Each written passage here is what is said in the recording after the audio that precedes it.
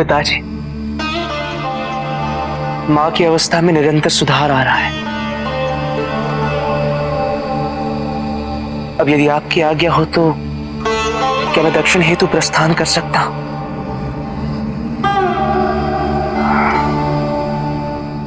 इस विश्वास के साथ कि यहां सब ठीक हो जाएगा। तुम एक योद्धा हो कार्तिक, और एक योद्धा को सदैव विजय की अपेक्षा करनी चाहिए। किसी भी विपरीत परिस्थिति का सामना करने हेतु सदैव तैयार रहना चाहिए। जलंधर का वध हो या अंधक का, हर समस्या का अंत एक नई समस्या का आरंभ क्यों होता है हमारे लिए पिताजी? किंतु प्रत्येक नई समस्या का समाधान भी तो होता है पुत्र। चुनाव हम पर निर्भर करता है कार्तिकेय, कि हम एक समस्या से दूसरी समस्या तक की कठिनाइयों पर ध्यान देते हैं, या एक समाधान से दूसरे समाधान तक की उपलब्धि पर। आज्ञा दीजिए पिताजी।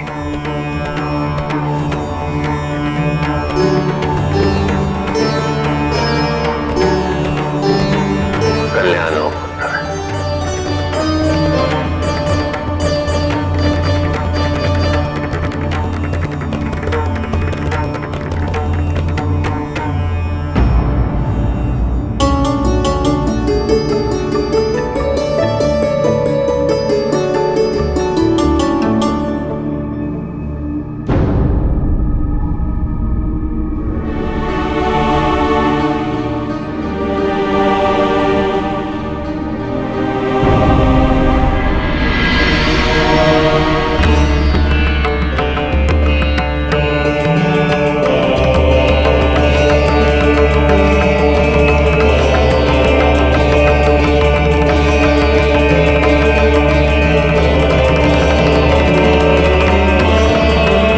दीदी, इन दिनों आपने हमारे लिए जो कुछ भी किया उसके लिए हम आपके आभारी हैं। यदि मेरे व्यवहार में तुम्हें कुछ भी अनुपयुक्त प्रतीत हुआ हो तो मुझे क्षमा कर देना। यदि ऐसा हुआ होता तो हमारी अस्थिरता में वो प्रत्यक्ष हो चुका होता। चलिए।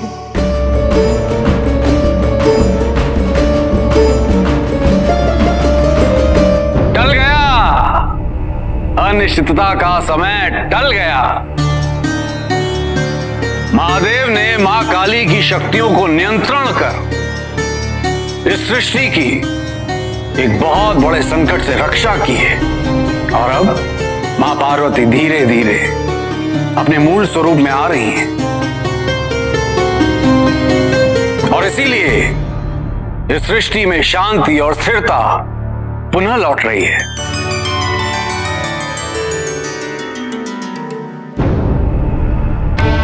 आप कैलाश से लौट आए हैं, किंतु आपका मन अभी भी कैलाश में ही है। क्या हुआ है? कहीं आपकी चिंता माता पार्वती से तो संबंधित नहीं?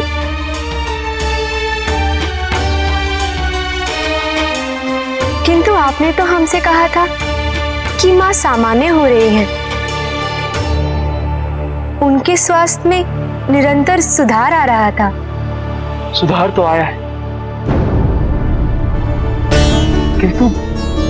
किंतु जब मैं पिताजी से विदा लेने गया था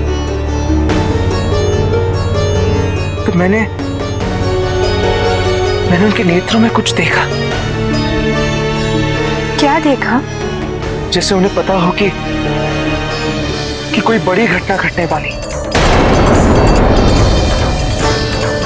मुझे भय है कि सब कुछ जितना सामान्य होता प्रतीत हो रहा है, कहीं वास्तविकता उससे भिन्न तो नहीं।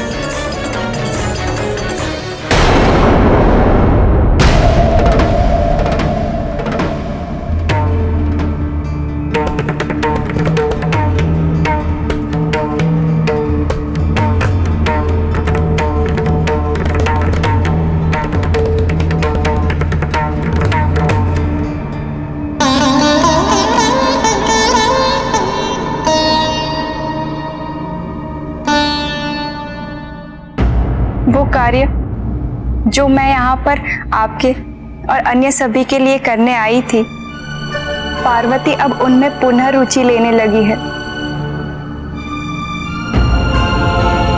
अर्थात कैलाश से मेरे शीघ्र प्रस्थान करने की पूरी व्यवस्था कर रही है और पार्वती को अपने मूल स्वरूप में लौटते देख मुझे अत्यंत प्रसन्नता हो रही है। अब मेरी यहाँ पर कोई आवश्यकता नहीं है, इसीलिए मुझे पृथ्वी पर जाना चाहिए। किंतु यहाँ से जाने की मेरी इच्छा ही नहीं हो रही है।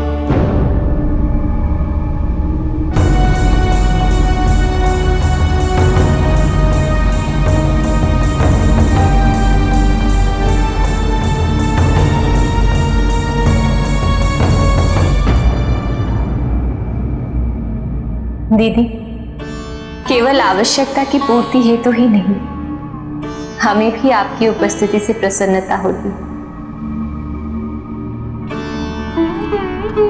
और इच्छा तो हमारी भी नहीं है आपको यहाँ से जाने देने। तो क्या यहाँ मैं नहीं रह सकती?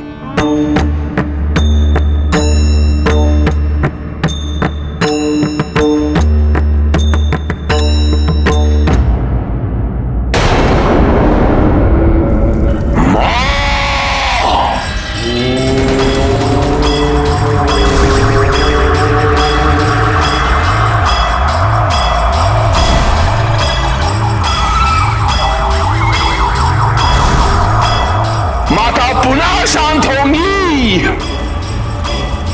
माता अग्नि नृत्य करेंगी। माता अग्नि नृत्य करेंगी। करेगी नृत्य करेंगी। करेगी नृत्य करेगी। करेगी नृत्य करेगी। माता नहीं गंगा, पृथ्वी पर मानव जाति के प्रति तुम्हारे अपने दायित्व, जिनका निर्वाह अनिवार्य है, और उस दायित्व के निर्वाह हेतु मैं अपने जल की दुर्दशा होते देखूं?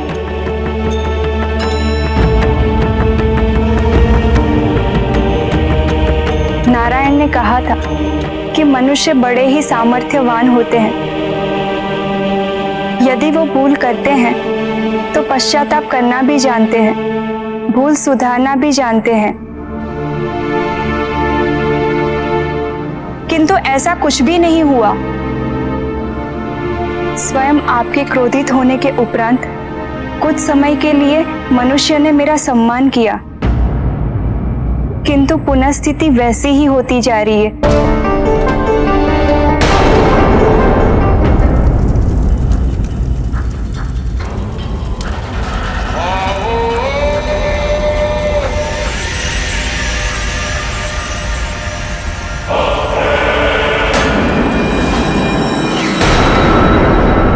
नहीं गंगा, नहीं। तुम्हें ज्ञात नहीं कि इस चर्चा का परिणाम कितना अनर्थकारी सिद्ध हो सकता है। देवताओं या असुरों में भी मैं होती तो मेरा इस प्रकार कभी अपमान नहीं होता। दीदी, आप सभी मनुष्यों को इतने कठोर शब्दों में परिभाषित कैसे कर सकते हैं? हमने भी तो मनुष्य रूप में ही जन्म लिया था और हमारे अनुभव से कुछ मनुष्यों में वो सामर्थ्य है जो कदाचित किसी देवी देवताओं में नहीं।